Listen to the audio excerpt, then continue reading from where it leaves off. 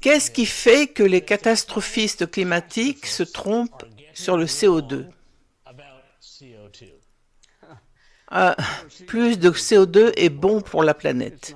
Ce n'est pas mauvais pour la planète. Il est donc absurde d'essayer de réduire le CO2 avec tous les autres problèmes, vous savez, avec les projections absurdes de baisse des coûts des énergies renouvelables. C'est clairement un mensonge, ce n'est pas vrai. Et expliquez-nous, selon vous, en tant que professeur à Princeton, climatologue et physicien, en quoi le CO2 est-il bon pour la planète?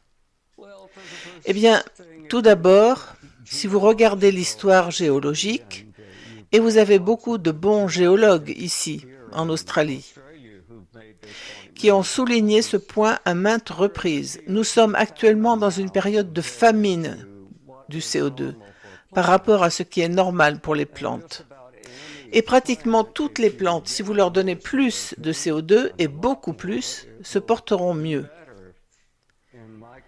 Dans mon pays, la plupart des serres doublent ou triplent la quantité de CO2 et elles doivent payer pour cela. Et ce qui n'est pas bon marché. Mais cela vaut la peine d'investir car les plantes poussent beaucoup mieux. La qualité des fleurs et des fruits est bien meilleure. Et la situation est encore meilleure en dehors des serres,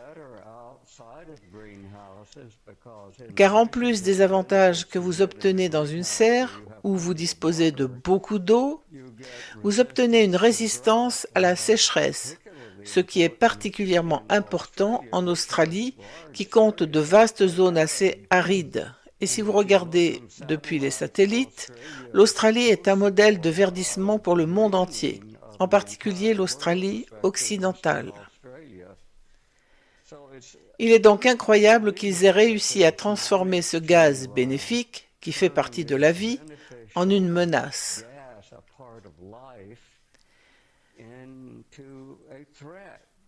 Vous savez, ils parlent de pollution par le carbone, je ne peux pas imaginer de quoi ils parlent. Nous sommes faits de carbone et nous expirons chacun 2 livres de CO2 par jour, n'est-ce pas? 8 milliards de personnes, vous savez, 2 livres par jour, multipliez cela par le nombre de jours dans l'année.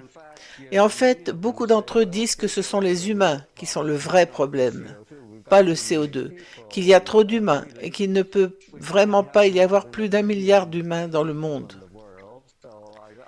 Je regarde donc autour de moi dans cette pièce et je me dis que même les 7 ou 8 personnes présentes ici dans l'émission ne suffisent pas à réduire la population.